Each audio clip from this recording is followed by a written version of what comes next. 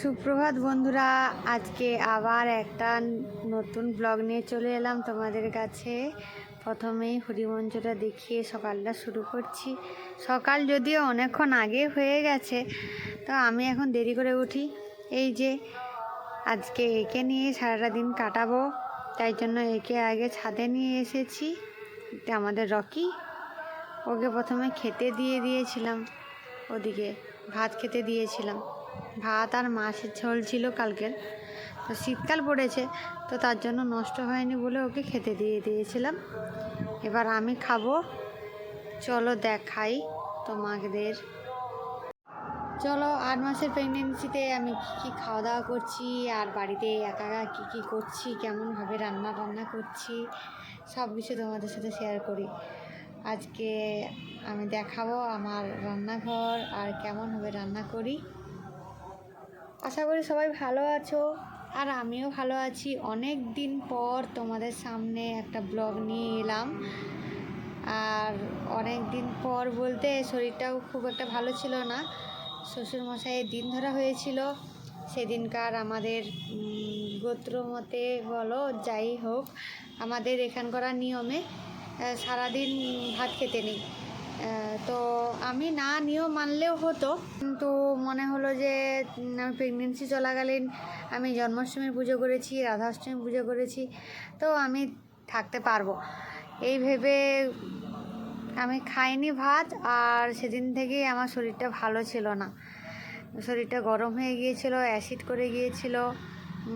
2 দিন রাত্রে ঘুমোতে পারিনি ঠিকঠাক, এত বমি টমি হয়েছিল। তো সেই কারণে শরীরটা না ভালো থাকায়, আর এখন 8 মাস চলছে আমার, শরীরটা ক্লান্ত থাকায় তেমন একটা ব্লগ দিতে পারছি না, তোমাদের সাথে শেয়ার করতে পারছি না। তার জন্য সরি, সবাই একটু আমাকে সাপোর্ট করো। আমি এবার চেষ্টা করব কন্টিনিউ ব্লগ দেওয়ার, প্রত্যেক দিন কিছু না কিছু তোমাদের সাথে শেয়ার করার। তো চলো দেখাই আমার বর কীভাবে আমাকে খেয়াল রাখে, বা বর আমার জন্য কী প্রত্যেকদিন খাবার নিয়ে আসে।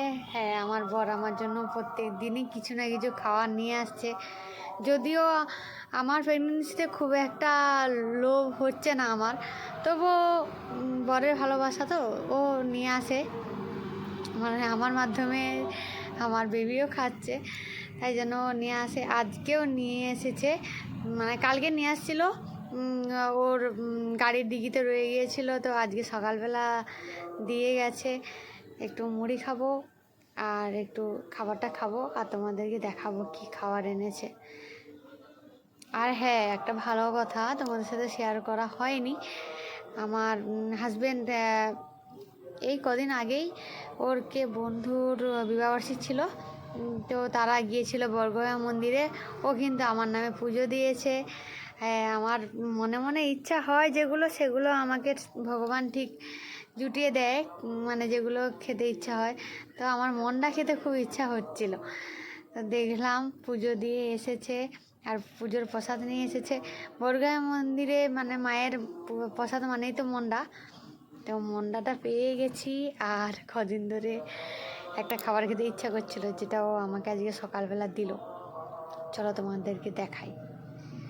এদিকে রকি ঘুমিয়ে পড়েছে, খাওয়া দাওয়া হয়ে গেছে মশাইয়ের, তো ঘুমিয়ে পড়েছে। রকিও দাদা হবে, তো ওকে বলেছি একটু থাকতে আমার সাথে, সারাটা দিন একা একা ভালো লাগে না। চলো দেখাই এবার সারাদিন কি হয়, কি দিয়ে মুড়ি টুড়ি খাই, আর আজকে কী রান্না হবে সেটা। এই যে দেখো, বর্গয়া মন্দিরের প্রসাদ, আর এটাই হচ্ছে সেই জিনিস। হ্যাঁ, আমার এই গজাগুলো খেতে খুব ইচ্ছা করছিল। দেখো, এটা আমার হাজব্যান্ড নিয়ে এসে আজকে আমাকে দিয়েছে। এগুলো দিয়েই আজকে মুড়িটা খাবো।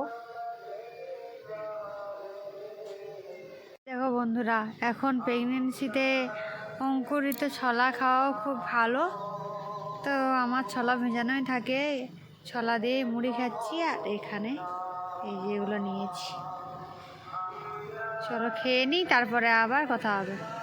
এই যে দেখো বন্ধুরা, পাবদা মাছ এনেছিল আমার হাজব্যান্ড, তো পাবদা মাছের ঝাল হবে, এদিকে পেঁয়াজটা ভাজা ভাজা হয়ে গেছে, আর এদিকে ভাত হচ্ছে। দুপুরবেলার মেনু আজকে।